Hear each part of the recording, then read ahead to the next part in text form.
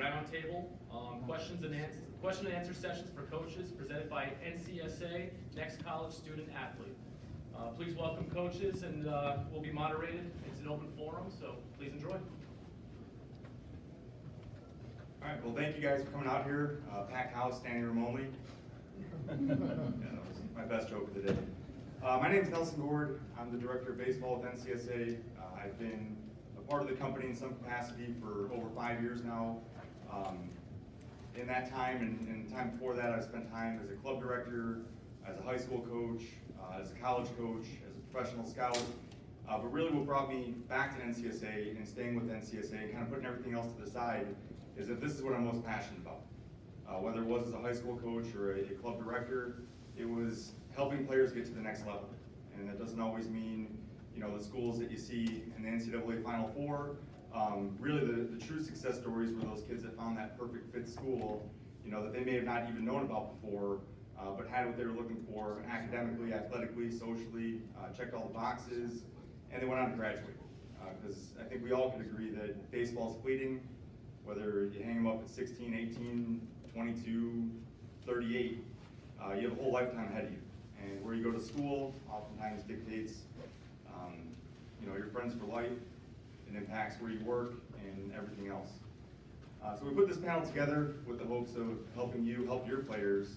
And I'll go ahead and let our panel introduce themselves and tell a little bit about where they're at and where they've been. So whoever has the mic, go ahead and pick it off and pass it down. Hey guys, I'm Frank Hager, the recruiting coordinator at Cornell University. Been there for 4 years and played my ball there as well. I'm Brady Kirkpatrick. Just got hired on as a pitching coach at Harvard. So I've been there about 4 or 5 months now. Played my ball at University of Maryland and then 5th year at University of San Diego. Before this, I was at Monmouth University, and before that, briefly at Rochester. I'm Ed Kahovic, recruiting coordinator at Holy Cross. I played at the University of Rochester and then a season in Germany. When I came back, I was an assistant at the University of Rochester for 4 years, and then the head coach at Bard College for 4 years, and now in my 3rd season with Holy Cross. I'm Chris Morris. I'm the recruiting coordinator at Brandeis University. This is my 1st year at Brandeis. The previous 3 years I was at MIT, and before that I was 3 years at Huston University. I'm up in Bangor, Maine. I'm Matt Ryder. I'm the head coach at Vassar College. I went to Johns Hopkins University. I played in the Detroit Tigers system for 5 years as a pitcher. Went back to Hopkins as an assistant coach, recruiting coordinator, head coach at SUNY New Paltz for 3 years, and then this is my 3rd year at Vassar. So happy to be here. And also a Papa Shot legend for those. Papa Shot legend, 111, 13 Wow. misses. Big time numbers. Well, hopefully you see that there's, you know, a diverse mix of coaches that are up here. You know, each has their own recruiting needs and approach, and that's what we're going to get into. So our first question is going to be about video. And, you know, Frank, Ed, Chris, whoever has the mic right now, we're going to skip you for now, Matt. But we're going to talk, you know, about video and how important video is, what do you like to see, and how do you use video in your recruiting efforts? Us personally at Brandeis University, video is huge for us. Being with the nationwide search that we go through, being able to have a video and be able to see kids, and then obviously see them in person and follow up is a big part of that. What we look for specifically in a video, we want to see everything. I mean, me specifically, I'm really looking for athleticism in a video. I want to be able to showcase that. You know, I want to be able to see those things, whether you are a pitcher, a hitter, you know, positionally, outfield, whatever it may be. You know, I want to see those athleticism in there. I want to see different angles. I want to see what you're doing from a pitching, you know, from the front to the back, you know, offensively. There's a lot of things that we want to see through that. You know, but the biggest thing that we want to see, and specifically at Brandeis, is that athleticism side from a video. Yeah, I'd say from a video standpoint, if you're working with your student athletes and they're saying, Coach, I want to make a video, what should I do? It can be a pretty quick one. You know, I've got guys that have sent me their full games, and I'm like, holy cow, I'm probably not going to sit here for 2.5 hours and watch the whole game. Or I've even seen guys who, you know, send their live at-bats, which is good. Again, I don't think that's necessary. If it is, just cut it up so you get the game action. I don't need to see a 4-pitch walk from a recruiting standpoint. So if they could just cut it up so you do get some game swings, that's great. It doesn't need to be a 10-minute video. If you're an infielder, I like seeing 5 or 6 ground balls at you to your left, to your right, throwing across. Same thing with the outfield. You know, again, it doesn't have to be too long. Pitching standpoint, personally, I like seeing 3, 4, 5 pitches from the back, 5, 6 pitches from the side, and then maybe an angle from behind the catcher. But again, we're not making decisions based on the video. For us, it's really an introduction to a guy. So as long as we start to see things that we like, then that's kind of how we do it as far as kicking things off from a video standpoint. But again, it does not need to be long. 2.5 to 5 minutes is perfect. I think those are great points. What I would build and add on to that is we have 2 things as college coaches that are extremely limited. The first one's our time, and the second one's our money, our budget. So video helps us save on time. We don't have to go out to a field to see somebody. And I can do it from my office, so I don't have to book a hotel room, don't have to book a flight. So that's why we use it, that's why it's so helpful. The next thing I would add that hasn't been touched on by Ed or Chris, it's nice to get a pitcher's velocity in a video. If you have a radar gun, it's cool to have, because I'm here sending out my head coach or my associate head coach to go and see a player, and the club coach can tell me he's 89. It's a lot more comforting to know that I see it on a radar gun. And you can get those cheap pocket radar guns. I think they're $250. Pays off with a couple lessons. So that's the last thing that I'd add. I think we touched on everything else. And just building off the video part, to put some numbers behind what all of these guys touched on, what we found over the past 20 years is that when a player posts his video to their profile, that profile is actually viewed 12 times more than anybody else, for obvious reasons. And know that when your kids are going through it. And the other thing that they oftentimes run into, and I'm sure you might hear this from parents, is, well, we're gonna wait to do our video, right? They're working with a new hitting coach, they're tweaking their mechanics. These guys are super intelligent. They know that a 15, 16-year-old is gonna be a better 17, 18-year-old, 18-year-old is gonna be a better 20-year-old. They know there's going to be development in there, but get current video up.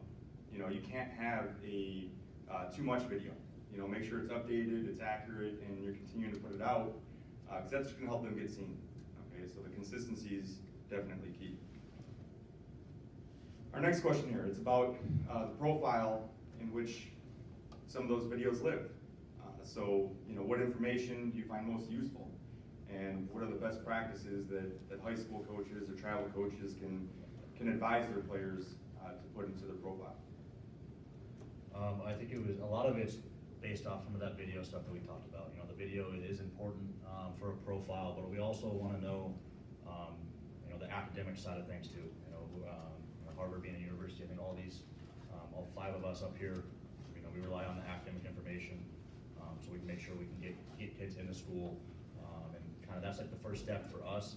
So that really needs to be on there. I know there's countless times where we had to reach out and find, you know, the academics, the test scores, all that stuff. So if you have anything at all posted on there, and some other stuff is anything you do outside baseball. All right, everybody's gonna be playing baseball, but more you can do outside of it and let us know about it. It helps your chances for admission, and it just kind of helps us get to know the person. You know, we get to bring in limited guys every year, so we really want to have an idea about who they are, everything, you know, what they do, you know, what makes them tick. All right, we want to start, you know, developing a team that has, you know, the same goal, same common, you know, culture to it, and, you know, all this different stuff that you put on profiles adds to it and helps it. I'll say, whether it's a profile or an email, again, kind of a quick hitter. GPA, SAT, video, transcript if available, schedule, upcoming schedule, be it spring and or summer, showcases, tournaments, games, in addition to coach's contacts. I don't need an essay on how much you love baseball, and it's been your dream since you were 6 years old to play in college, and that's great. I assume that hopefully that's every baseball player's dream. So tell them to keep it short and sweet, introduction, and we'll go from there. Yeah, I think the biggest thing off of that is making sure that you're organized. You know, making sure you got all of your documents with you. You know, there's so many kids that I speak with that I'm, you know, actively interested in, but it takes them 3 or 4 weeks to get back to me with whatever documents or whatever else they need there. But having those transcripts and all those things available right there, going in their guidance counselors their junior years, and having that stuff available for themselves to give to college coaches is a really big part of it. Plus, for me personally, when you're organized and you have your stuff together, it's a big plus for me.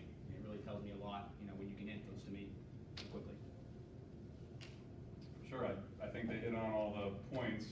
Sometimes we will look specifically, if someone says they have 2,400 RPMs on their changeup, I'm gonna take a look at that video and follow up with that kid. If there's something analytically that separates you from somebody else, that's a differentiator. If it's 1,500 RPMs on your fastball, it's not really differentiating.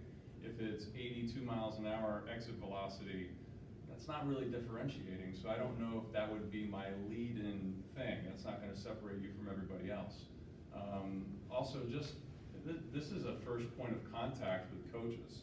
We're identifying talent that we wanna follow up on in the future. So paint a picture of who you are that might wanna get us to have that next conversation, because dealing with us is kinda like dating, right? You have that first impression, and then you have the follow-up, and then the third time, and the fourth time, and then eventually you work your way down to hopefully committing to coming to Vassar College. But it doesn't happen that quickly. But what separates you? That would be the first thing I'd wanna know. Yeah, and building off that,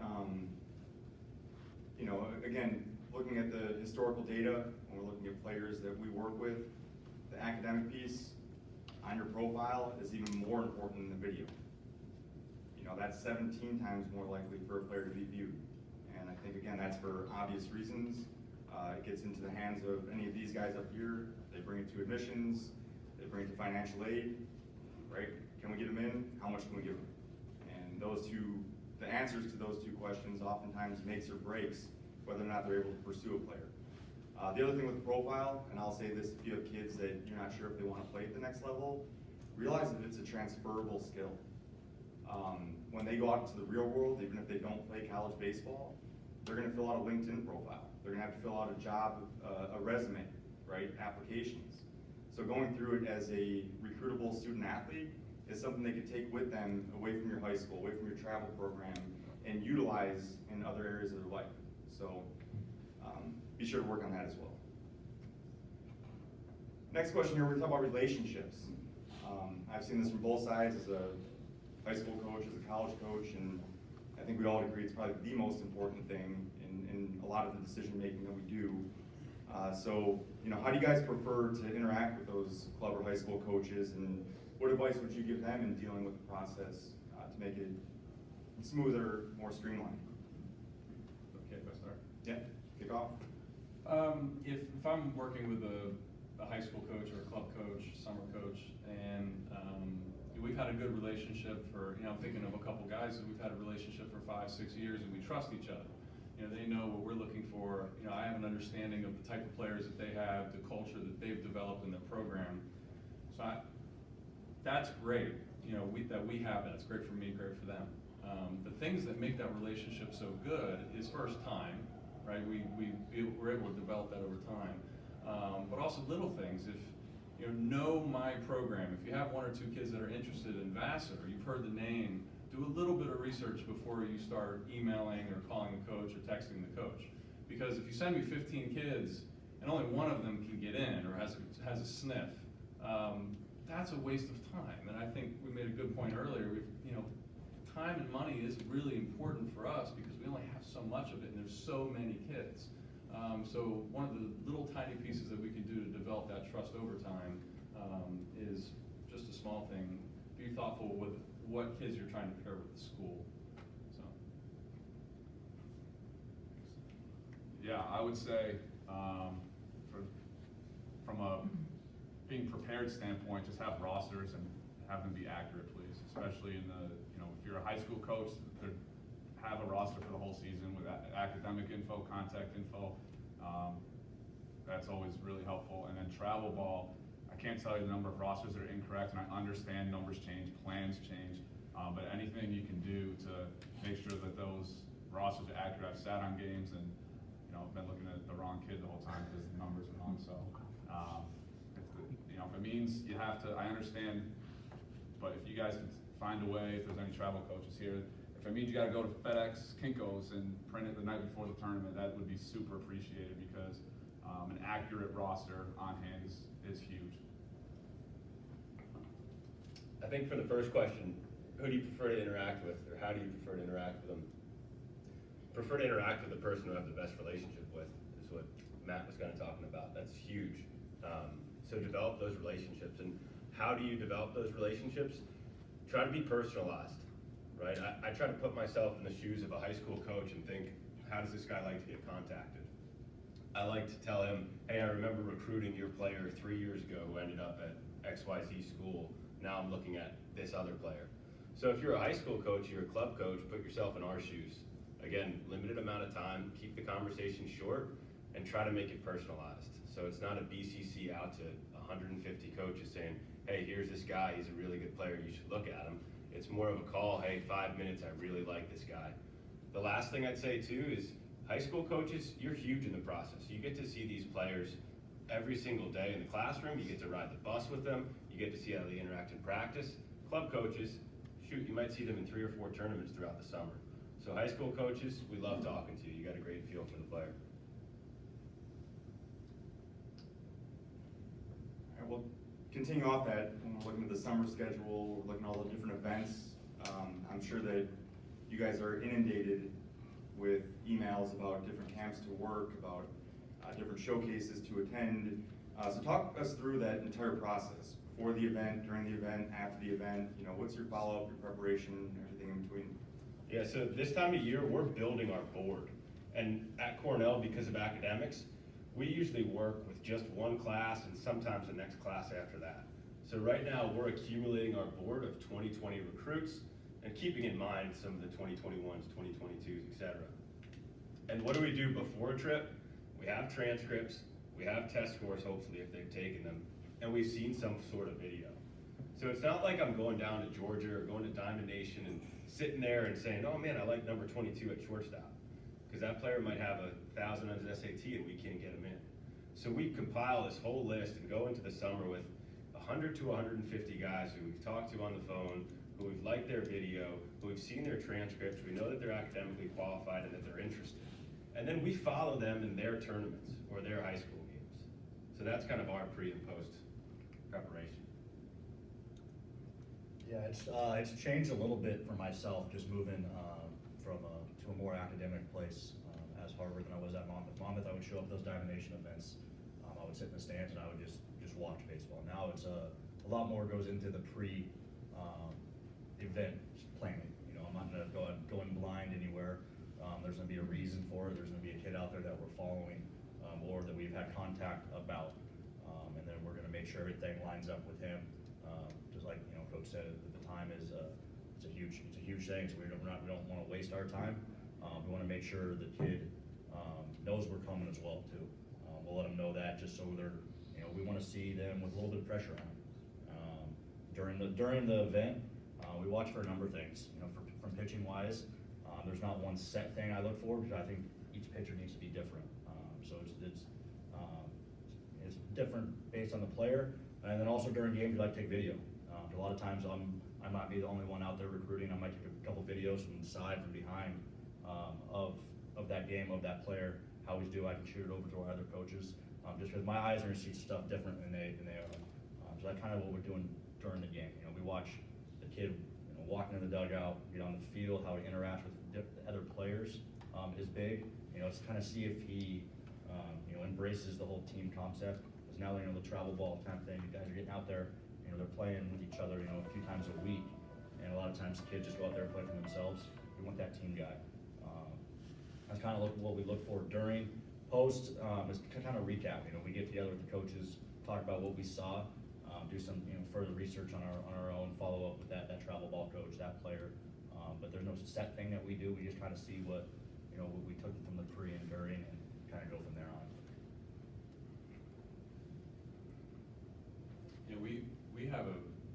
Yeah, we're pretty set with how we go about everything. One thing I would just differentiate, are we working the event or are we just watching the event? Because if we're working the event, we have a chance to work with the players, talk with them, get to know them, which is really, really useful. So anytime I get an opportunity or have our assistants work the event, I always think that's more valuable than just watching. And I think it works better both ways. But either way, if I'm watching or I'm working, we're gathering information about all of those players, which a lot of them we've already kind of have an idea of who we want to see, usually through NCSA or another group, but NCSA is arguably the best.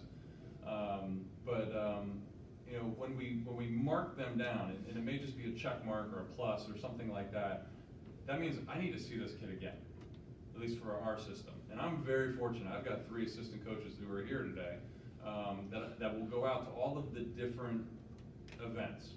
So we all have to be on the same page. We have to be organized. So we all have a very similar system. We check. We need to see him again. Then we see him again, and we like it again. We check it again. Well, guess what? Now they're going into our database in a certain piece of our board, I think like Frank was saying. So now we have this board, and Taylor and Blaine and Steve, they all have their own little boards, and guess what? They're all going to stay in touch with the kids that they saw, and they're going to build that relationship over time. So it's very predetermined, it's efficient, and you can still get on our board if we didn't see you. You know, if we have someone that reaches out to us, hey coach, you know, I was at the camp, did you see me? No, I didn't see anything, but please, if you have any evaluations that you got from camp or video, send that to me, and then I can follow up with some people that were there that maybe saw you. So there's a lot of ways to get onto that board, if that makes sense. Anyone, any follow-ups on that? You guys, same thing with working camps and just watching camps, you feel the same way? And one thing that kept coming up, you know, not just through this question, but all of them, be organized, be prepared, right? And what's amazing to me, being on the travel ball side or the recruiting side, is the number of times that one of our kids will go to a showcase or go play in some tournament. Be like, well, what is your initiative? You know, what are you looking to get out of that event? And they'll be like, hopefully somebody sees me. And I think everybody would agree that if they don't want to go in blindly, you know, you as coaches or you as parents, you know, should do the same. You should not go in blindly. You should be prepared. Know who's going to be in attendance. Reach out to those coaches ahead of time and say, hey, I'm interested in your program. And using Matt's analogy before about dating, if the girl doesn't call you back, you know, you might want to look at a different school. Okay, you might want to move on or move down the list because it may not be that you're not qualified. It may just be something as simple as their needs in that position and that grad class aren't there, right? They might have 2 freshman catchers, so there wouldn't be a spot for you. Okay, so keep all those things in mind and consider them when making decisions for your players or you know, for your own kids. Last question here, and we're going to open this up to everybody.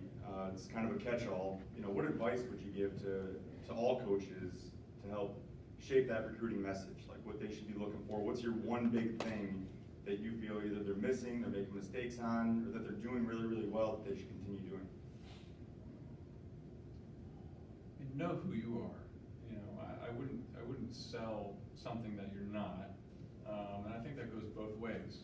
You know, as a program, we have a pretty good idea of what our vision is, what our strengths are, what our weaknesses are. We don't talk too much about our weaknesses. We focus on our strengths. And I think it goes both ways for the player and the coach and the program, but really put thought into what your purpose is and your why. There's a lot of great authors out there that are talking about that, and that would be my advice. I really think my one advice would be to ask questions. I don't really think enough people throughout the process ask questions. You know, it's so easy to flip open your phone and, you know, type it in and probably get that answer. You know, but I always feel like when recruits are asking me questions, it shows me that they're, one, interested, right? They're active in it. They've been researching some things. You know, that shows me a lot throughout that recruiting process. And also, you never know where that question is going to lead. It might lead me into talking about something else that you have another question about. You know, and those things I think are something that not enough people do throughout the process. That's why we're here. You know, I think that's why we all love what we do. You know, interacting with people, building relationships, and doing all those things. Those questions, I really feel like not enough people ask. You know, it's easy to do. One of the questions that I get asked the most, mostly from parents, is, you know, how do we decide what events to go to during the summertime? Because obviously our time is limited, our financial situation, you know, we can't afford to go to 1,000 events all over the country all summer, and that's understandable. And I would just, you know, if a student athlete comes to you asking you a similar question, I would say, pick out, you know, 1 or 2 showcases in a geographic region they're interested in going to school, that you know there's gonna be a ton of different schools there, that match, you know, his academic profile, and probably an ability, you know, profile from an ability standpoint as well. And then maybe pick out a couple college camps. So if they have a dream school, and you know, 2 or 3 dream schools, try to go to their college camps, because you get a feel for the coaching staff in those settings, and you get, a lot of times it's like a visit where you get to tour campus and get a feel for the campus. And you might say, man, this was a dream school from a baseball standpoint, but I walked around campus and I wasn't really feeling it. So that would be my advice: is hit up a showcase or 2, and then pick out a college camp or 2. That's a question that we get asked a ton. And then from you guys, just be totally honest. You know, I try to tell myself, listen, sometimes when I'm talking to a coach, it's very rare that I get negative feedback about a player, and I understand that because coaches are trying to do their due diligence and go to bat for their guy. So sometimes I'm listening for what they don't say more than what they do say. But I'll tell you who I love. I love when I call a guy on the rare occasion that I do, and they're like, nah, he ain't it for you, man. Like, move on. So if that's the case, and if I come to you and I say, hey, you got any guys for me? Don't go, oh, let's see, let's look through. If you have no one, great. Say, actually, coach, no one is gonna fit your athletic ability, or they're not gonna fit your academic profile. You know, don't have to fish for guys. So just be honest. Be honest. I love it when a coach is like, yeah, you know, he's just probably a little shy for you guys. Great, we can move on then. And the last thing I say is attend some college games. You know, attend some college games. You know, again, coaches say he could definitely play for you. So, oh yeah, when's the last time you saw us play? Well, you know, I haven't seen you guys play, but okay. So I would say attend a college game. You know, I know that when I was coaching, when I was younger, I never went to local college games. As a high school player, I'd go to college games. Tell your kids to go to college games. D3, D2, D1, junior college. You know, I grew up in Rochester, New York. There's 10 different schools. And in high school, it was a failure on my part that I didn't go see local colleges play. That's the only way that a player, a parent, and a coach can get a true gauge probably of where they kind of fit in, instead of listening to what other people are telling them. Go see a game with your own eyes. That's awesome.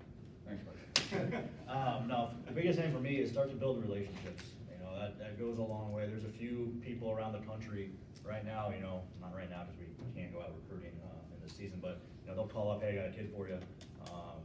You know, there's a few guys I trust around the country that I'll get on a flight, use our resources, use my time, use the money to go watch the kid play, because the relationship that I have, you know, with that coach. You know, there's a few travel ball coaches, a few high school coaches that, you know, that built that relationship with them, and I know when they call me, a guy's a guy.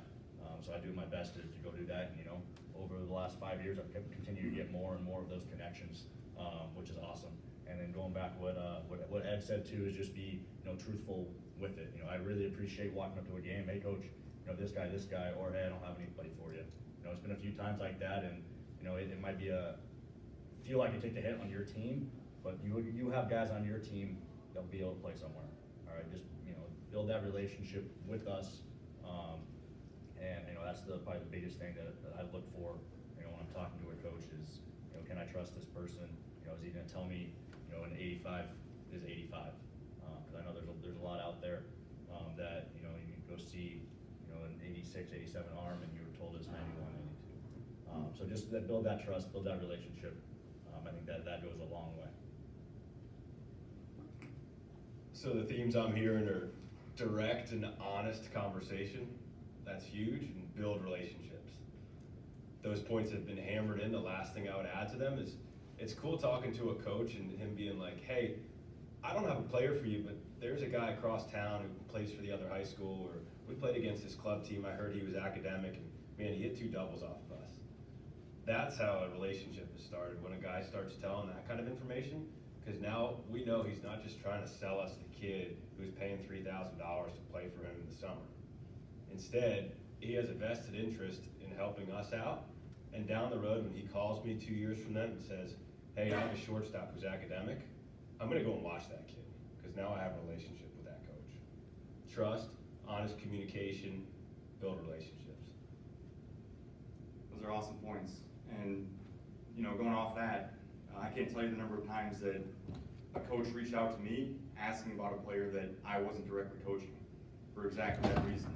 And, you know, that's a compliment, I guess, you know, to me and my relationship with that individual, but also realize that when you're competing against other teams, how important the way you treat the opponent is, the sportsmanship, the values, because more importantly than recruiting an athlete, it's gonna have to be a guy that's gonna fit into their culture, that they're gonna wanna be around for the next 2, 3, 4, 5 years. And if that disrupts it, they're gonna be on their way out, or there's gonna be some internal problems. So just realize the value in that. And last thing, we'll cut you guys loose, or we'll take some questions, but I just wanna thank all of you guys that are high school coaches, that are travel coaches, that spend time, day in and day out with your athletes. That picture on the board there, that is after my first varsity win as a head coach. I was the head coach at Notre Dame High School, Notre Dame College Prep outside of Chicago. And when I first got the job, my first phone call was to my high school coach, who was retired, to ask him to be my assistant.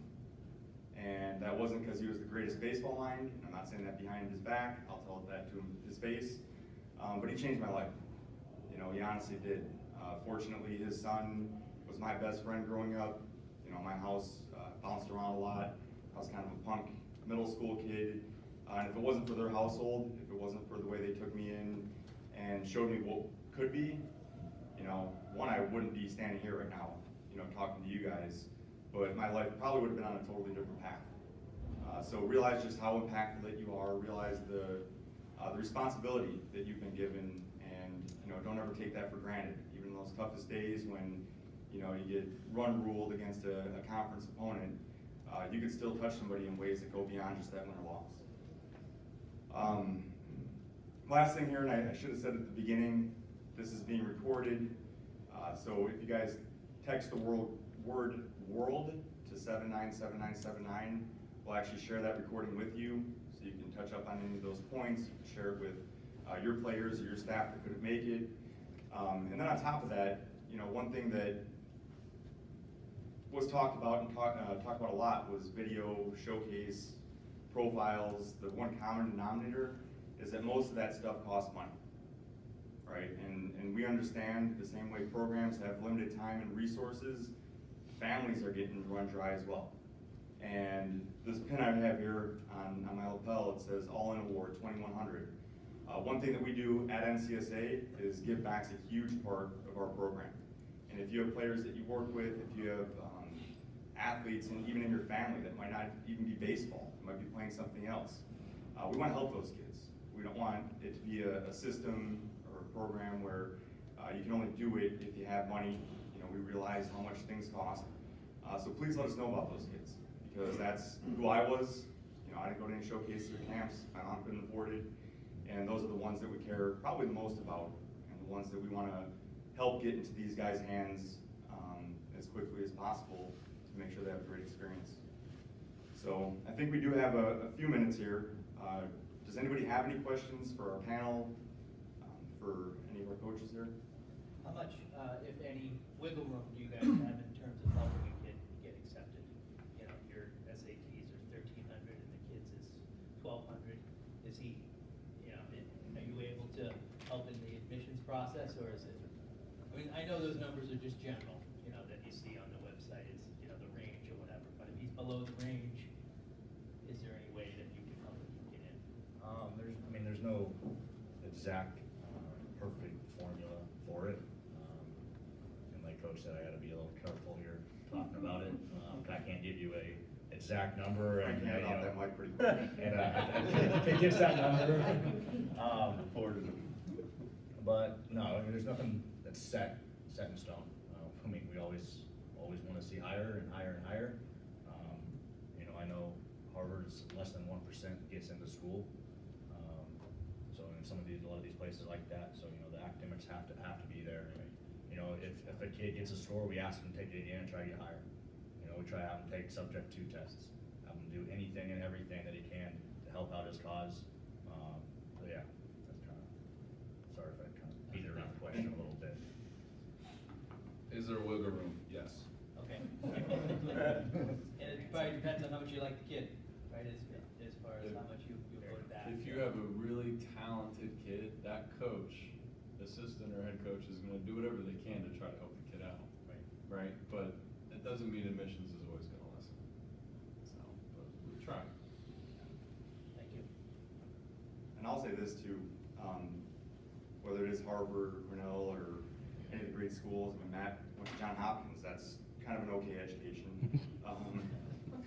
But It's okay. it's just okay. But too often, you know, we see it in the Chicagoland area with a lot of the Big Ten schools. I'm sure you see it a bunch out here, but too often families and kids put all their eggs in one basket, and they don't realize just how many fantastic schools there are out there, and you know how that can change their life. So make sure you do your homework. You know, there's talk about when the recruiting process actually starts, and that's such a relative thing because you should be educating yourself and doing research, you know, early on, so that you have a broad variety of schools to look at, and you're not caught off guard when they say, hey, we don't have a spot or we can't get you in.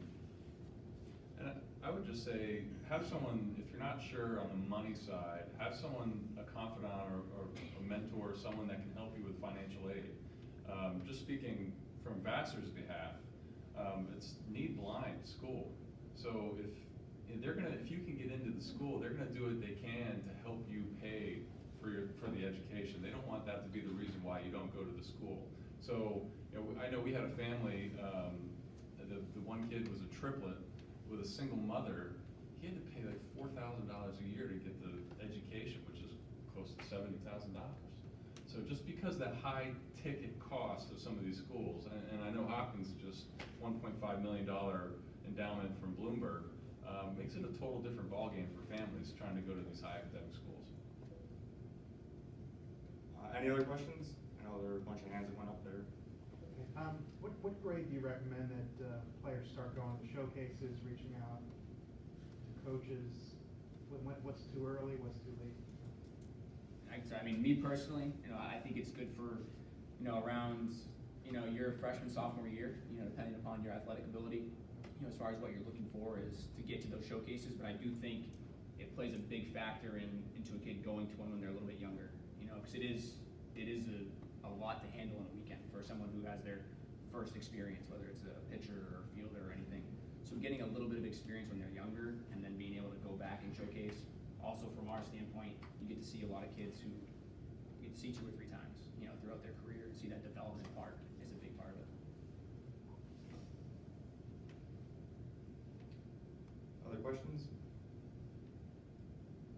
There are more hands. Can you guys speak real quick on maybe the advantages of, for any parents, of an overnight visit to the school versus a day visit? For the athlete or for the parent? No overnights for the parents. Yeah, you know, I'd say now that NCAA has just changed the rule where we can now do overnights during the junior year. That's a new legislation this year. In the past, so we've had a few guys, but for the most part, to be honest with you, a lot of our guys commit without doing an overnight. Benefits of it, you get to hang out with the guys a little bit more and get a feel for it, but I think if you go for a day visit, you can get just as much out of it. From a coaching standpoint, less can go wrong, so there's nothing to worry about from our end, but I think they're both valuable. Again, most of our guys at a lot of different schools commit without doing an overnight, but overnights are great. It just depends what you're looking for. So yeah. Yeah, we're a little bit different. We don't do any overnights until guys commit. We usually bring all our commits in at one time and do an overnight. But I think anytime that you have a chance to visit campus, if it's on your own, without the school, you know, taking care of it, you know, I highly recommend that. You know, I think probably 75 to 80% of our current team right now at one point attended our camp, which is a multi-day camp. So they were on our campus. You know, they stayed overnight with their parents or whoever they came with. They got to kind of see what we're like on the field, rather not just behind the desk on the phone. We get to, you know, put them through a workout, but they were able to see the whole campus during that way. And then, you know, usually after they commit, we'll bring all our commits in at one time and to do an overnight. This is separate from your question, but I think it's tied in. Whenever we have somebody on campus, we try to have them spend time with a player who's on our team. Because as a coach, I can tell you how great our program is and how great our school is, but he's gonna spend 3 hours, 4 hours with me. He's He's gonna spend 16, 17 waking hours and probably live with those guys who are on his baseball team. So he has to get immersed in that culture and make sure he fits into that, and it's gonna be a good fit for him for 3 or 4 years. That was mine. Yeah, sorry. Those overnights are just as important for us as it is for the player too. Because if after that overnight, the player just goes off on their own to play Fortnite, until 4 in the morning and stays away from our players for 8 hours on the day. And my players come back in and say, Coach, like, he didn't want to interact with us at all. That's flag. So that's an important process on our end. And we typically won't have an overnight unless they do an unofficial visit. Then they'll do an official visit. Of course, we're recruiting kids all over the country. We have someone coming in from California. They can't make the unofficial. We'll help them out to make sure that's not an issue. But it's helpful on our end also. And one thing to maximize all of your time, when you're taking the team anywhere, especially for like a weekend tournament, it might say the tournament is being held at Maryland or University of Illinois or wherever, but you're playing on remote high school fields well outside of it, right? See all different schools at all different division levels in the area. I'm taking a group down to Phoenix next weekend, and we're going to take them through a tour of Arizona State. Tracy Smith's a good friend there, but we're also going to take them to Arizona Christian to see a NAIA, faith-based college. We're going to take them to Scottsdale Community College to see what facilities and what they have to offer there. So while it's nice to see, the premier teams in some leagues, see what else is out there. And spending a day or spending a weekend visiting 3 different schools may be equally as beneficial as taking one overnight visit. So keep that in mind. I think we have time for one more question here. Yep. Honesty is obviously a big deal, from the high school coach. I struggle with not trying to undersell versus oversell. I struggle to find that balance. I just was on the phone on a break. I got a return phone call, and I said to the coach, I said, kid could hit, he hit 5-something as a freshman on JV, hit like 380 last year. I said, I'd like him to buy into, our 2-strike approach a little bit more this year. I'm going to be on him for that. And I get off the phone, I'm like, crap, should I not have said that? Like when you hear a negative, is that an instant? Do you appreciate the positive or negative? I don't know. I struggle with finding that middle ground. I appreciate that thoughtfulness and just that comment, and I think that probably, just hearing that first impression, that genuineness probably comes through in the conversations that maybe we're having. We have to be pretty good at reading body language and personalities and things like that. That's what we do for our livelihood. So those types of things probably come through. I would say if you were worried about that, I would just follow up with a coach. Human nature. Hey, I mentioned that. Did that sway you at all? I don't think any coach would have any issue saying, yeah, of course it did. No, or say, no, I really appreciate you calling back, and no big deal. Appreciate that. So I've had those conversations actually. Yeah, I think I would just add on that. I think we all love talking baseball. I think in having that kind of conversation that you're having with the coach about your program and whatnot, I think it hits on everything that we've been saying. Building that relationship, building that trust, building that talk, all those things that you guys are all looking to do with college programs. And having those honest, in-depth conversations are good things. It means we're getting a quality from you, and that's what we really look for. And they're talking about big league players need to work on their 2-strike approach, right? So I think a sophomore, he's got a ways to go, right? He's a young pup yet. 45 minutes flew by pretty quick. So again, thank you guys for being up here. Last 2 people I'd like to thank are the staff that was up here with me this weekend. Jamie Dufek, who's in front.